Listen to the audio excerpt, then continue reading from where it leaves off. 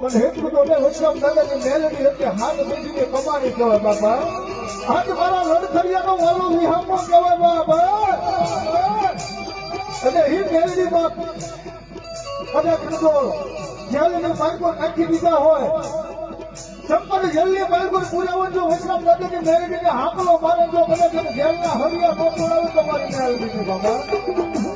અને હેતુ તો નહીં કદાચ મારી મેલડીનો કોઈ ગુનો ન હોય કે લડખડિયા પરિવારને જો હો ગૌની વાટે ઉયા ગયા હોય અને કદાચ જો લડખડિયા પરિવારને જો કદાચ આકરી લાંબી કરી દે જો ઓછાનો હિસાબ ન લાવે ને એ તો મને વૈષ્ણવ સદની મેલડી નો કહેવાય.